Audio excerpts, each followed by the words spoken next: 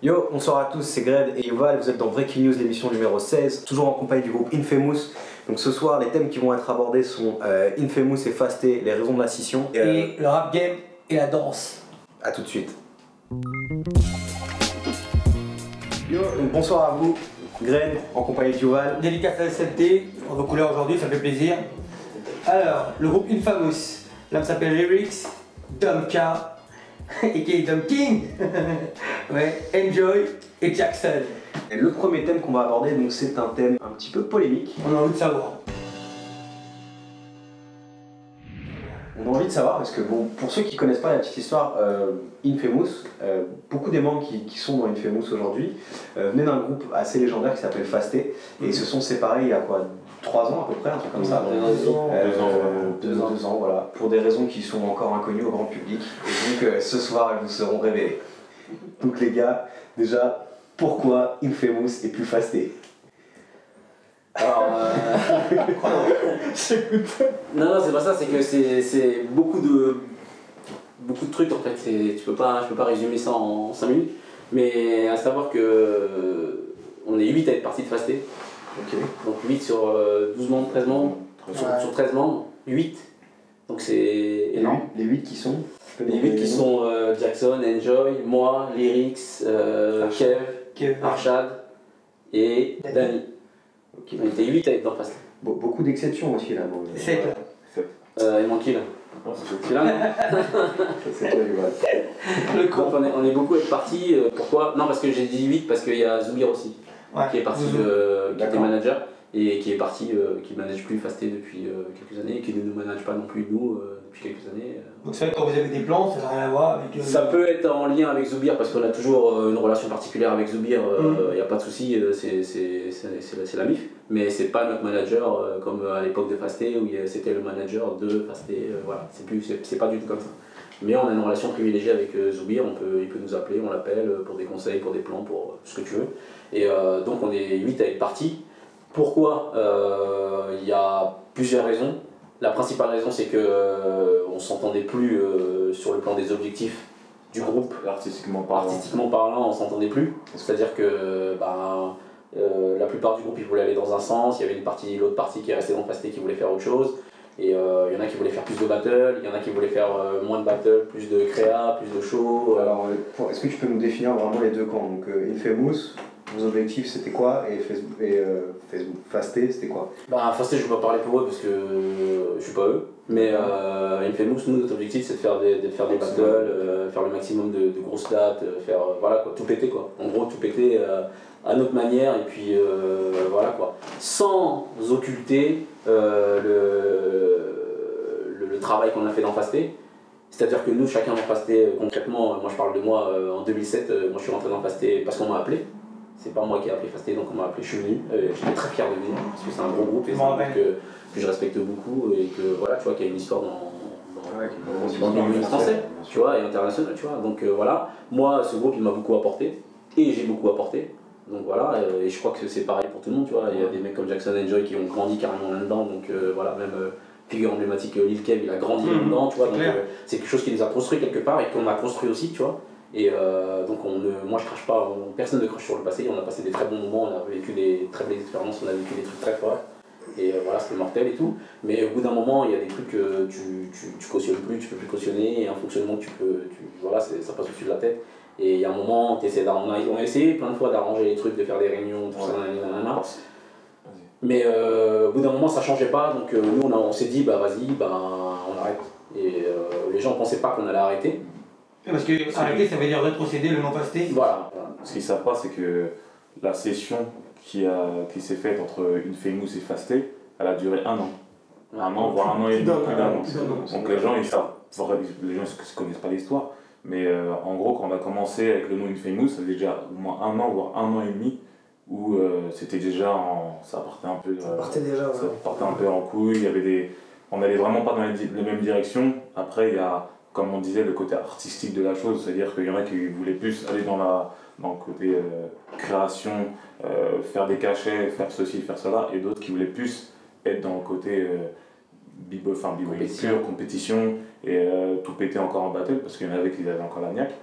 Et donc c'est ça qui a fait déjà qui a un peu scindé le groupe en deux. Et après il y avait aussi tout ce qui est le côté entraînement, qui faisait que tout le monde le sait ici, quand tu veux faire un battle, déjà tu dois t'entraîner. C'est obligé. T'es obligé. Après, quand il y a des personnes qui veulent se mettre dans une équipe mais qui ne s'entraînent pas, ça commence à faire des jaloux, des tensions dans le groupe. Et c'est ça, en fait, ça a commencé par là. Et après, en fait, il y a eu toute aussi l'historique, parce que Fasté, ça date de 2000, voire 99. Donc, il y a eu des histoires qui sont passées avant que moi j'arrive, ou avant que même Enjoy, etc. arrive. Parce que moi, je suis arrivé en 2005-2006. Donc il y a eu des histoires avant ça qui ont traîné, etc. Et donc après, au bout d'un moment, il y a des choses qu'on ne pouvait plus garder. Et voilà pourquoi on a fait cette session. Et je pense que ça a été bénéfique pour eux et comme pour nous, parce que nous, on a continué notre chemin, et eux aussi. Et après voilà. Après, chacun voit midi à sa porte. Moi, ce que je dis, c'est que la scission, elle a été vraiment pensée. C'est-à-dire qu'on n'a pas voulu la scission dès le départ. On a essayé d'arranger les choses, même je pense eux aussi ils ont essayé d'arranger les choses à leur façon et tout, mais on s'est pas entendu. Donc voilà, on s'est pas entendu, on n'a pas su passer au-dessus de pas mal de comportements, aussi bien de eux que de nous. Donc voilà, moi je pense pas que tous les problèmes ils viennent d'eux ou ils viennent de nous, tu vois, c'est chacun, tu vois, on est chacun fautif dans ce truc-là. Après, nous on est partis parce qu'on pouvait plus supporter le truc et on s'est dit ouais voilà, on laisse tout Fasté, c'est eux qui l'ont créé, tout ça, même si on a contribué énormément à la renommée de Fasté, parce que concrètement quand tu regardes dans les derniers battles des dernières années où on était qu'on était dans Fasté, c'est les 8 concrètement c'est les mecs qui sont des Infamous qui faisaient les battles, tu vois. Concrètement, tu vois, après c'est sans remise en question de quoi que ce soit, tout le monde peut regarder des vidéos, il n'y a pas de soucis, tu vois. Comme ça. Voilà, et nous on l'a vécu comme ça. Maintenant, moi je pense que la scission était un moment inévitable, si ce n'était avant de partir dans des histoires incalculables qui n'ont pas leur place et que voilà, personne n'en veut. Et nous c'était pas notre délire et je pense pas que ce soit leur délire. Nous on voulait juste avancer et on s'est dit bah voilà, on leur laisse Fasté, on part de zéro parce qu'on est parti de zéro avec Infamous. C'était quoi le premier battle avec le Infamous? Tout le premier master? Ouais. Ce que je voulais dire, parce que quand même, personne n'est revenu là-dessus, mais Fasté quand même, historiquement, c'est quand même un groupe légendaire. C'est-à-dire c'est ce que j'ai chute, voilà, on se fait pas Fasté, moi j'en suis fier personnellement, par rapport à ça. Surtout que j'ai voyagé, tu vois, appartenait à Exception, enfin l'école Exception qui était les jeunes et Fasté. Voilà, des petits Claude, tout ça pour j'en préparais pour l'idée de la jeunesse, tu vois. Voilà. Ce qu'on n'a pas dit quand même, c'est que c'est un groupe quand même qui a été 2 fois en phase finale Bouti, international. 2003, 2004, 2005, 2009. Ah, voilà, c'est loin. Donc on a fait dans la compétition, voilà, on a fait des battles dans le monde entier, etc.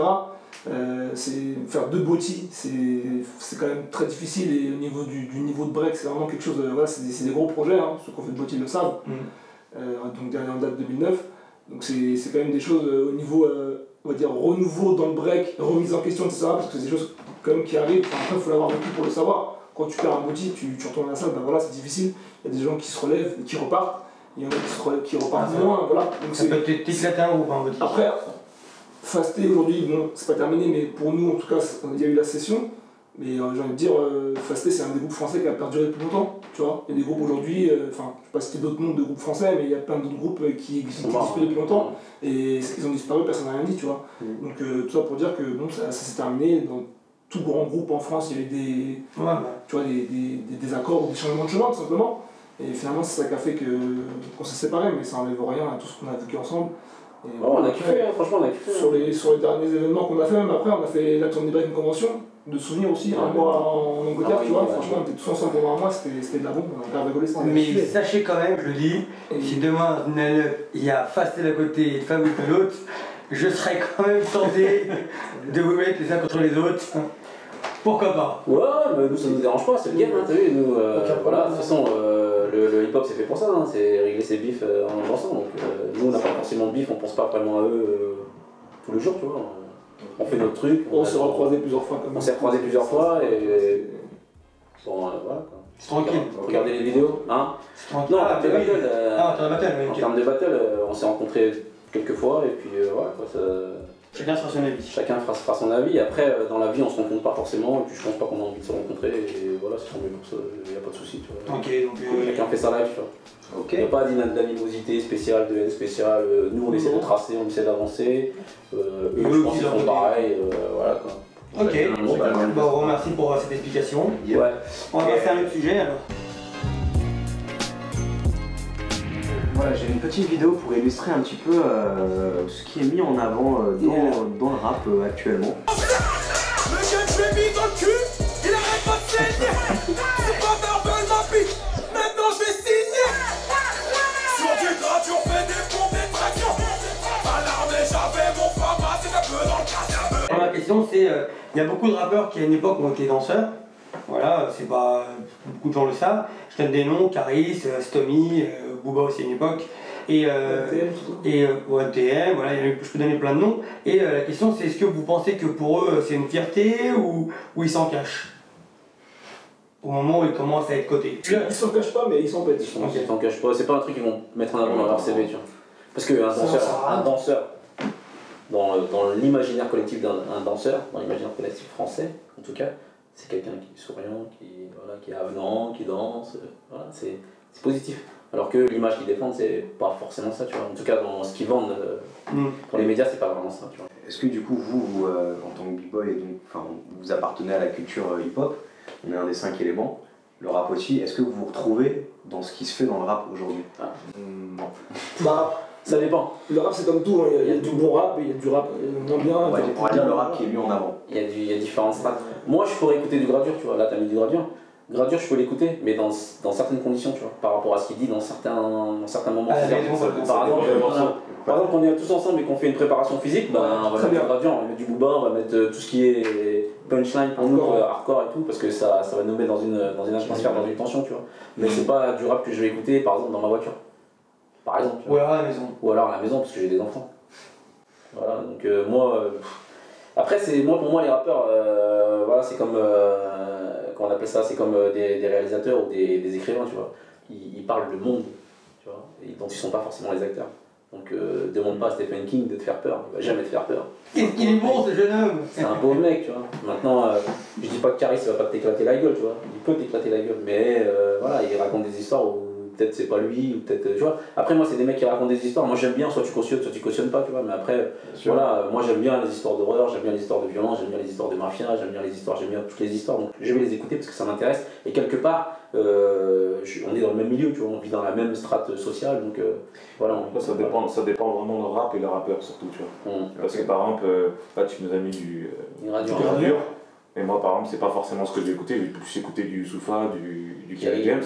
Et c'est du rap qui me correspond plus. Même si ça, j'aime bien, par exemple, il y a quelques sons dans son album qui sont pas mal, même dans le dernier album de Booba.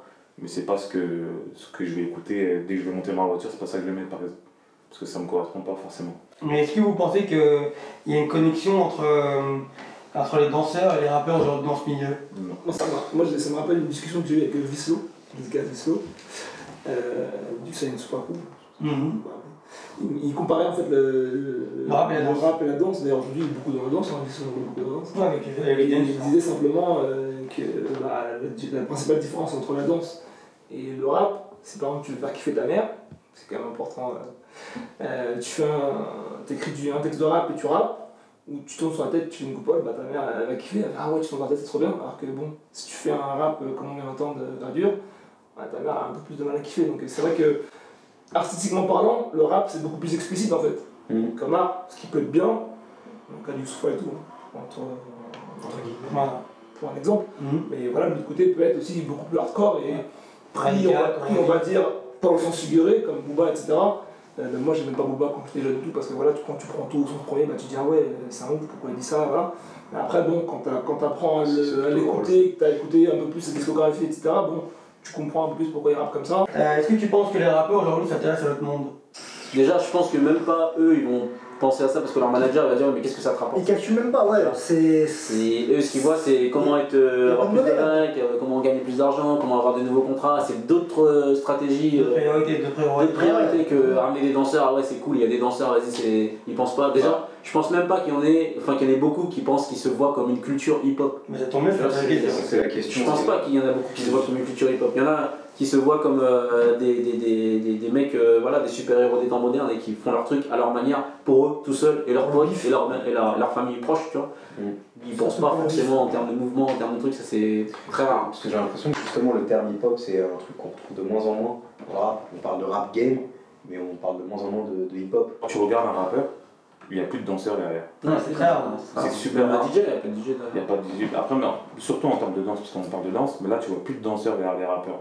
Alors qu'avant il y en avait peut-être un peu plus parce que c'était eux-mêmes des danseurs qui venaient peut-être juste de percer dans le rap, donc ils se disaient bon allez, on va faire monter nos potes sur scène, on va les mettre bien et on va leur donner peut-être un cachet. C'était logique ça, c'était logique. Et là à l'heure d'aujourd'hui, quand tu regardes, tu vas avoir du Gradure, du Booba, tout ce que tu veux, bah tu vas avoir aucun danseur sur scène. Ouais, mais parce que alors qu'au States, ben, tu vas prendre, je veux dire, tu vas prendre Madonna, après c'est pas les mêmes envergures, c'est pas la même chose, Madonna c'est même pas du hip-hop, mais elle va mettre des danseurs en avant en scène et c'est ça toute la différence. Mais ça c'est un problème, c'est du formatage de l'industrie musicale, tu vois, c'est-à-dire qu'un mec, un manager qui est là ou un mec qui possède un artiste, il va dire à ton artiste, ok, Greg, voilà, tu rappes super bien et tout ça. Par contre, tes deux potes qui dansent derrière, tu sais, je les paye 500€. Si les 500€, on faisait moitié-moitié, eux ils viennent pas. Parce qu'en fait, ils servent à rien.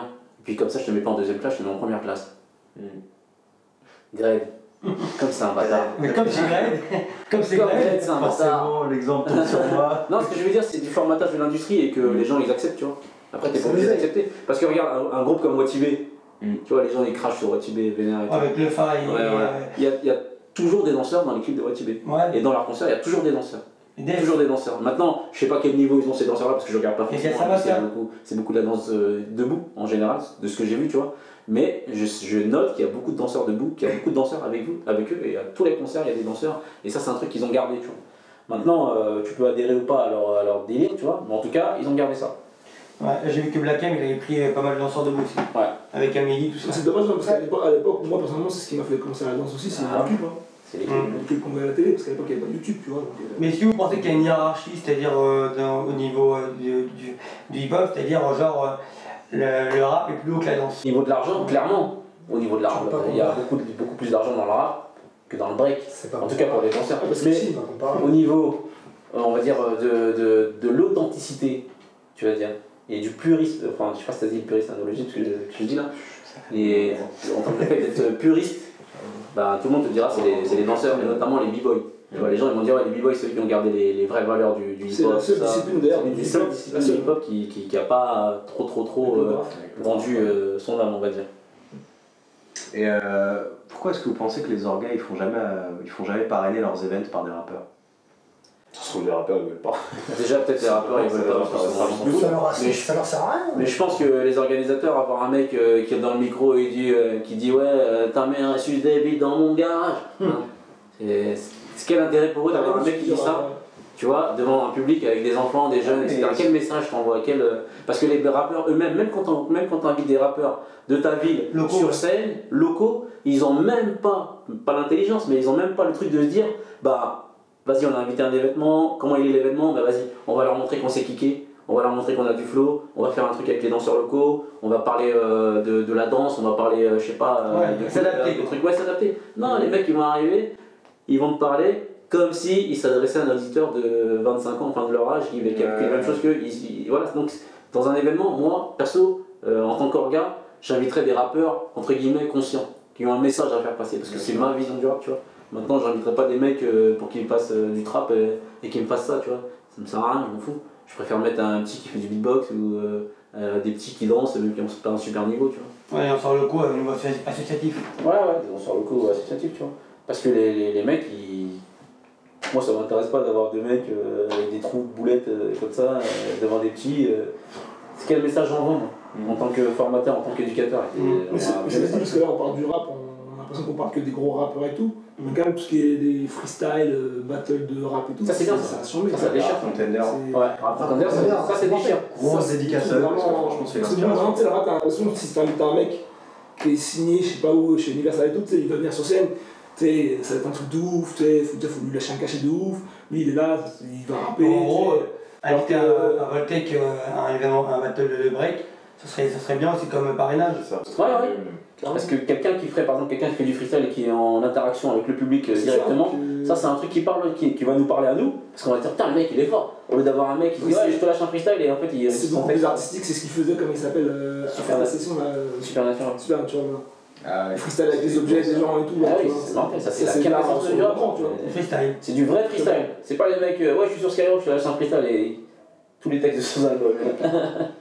C'est pas du freestyle. Mais bon après, Parce que moi, maintenant, c'est ça aussi, hein, ça fait partie du rap quand ouais, même. ça fait partie du rap. Des artistes comme ça, ils ont un lien très fort avec, parce que ça reste dans le même truc, ils font des battles, tu vois, ils sont dans C'est l'impro. pas des mecs qui sont signés généralement. Voilà.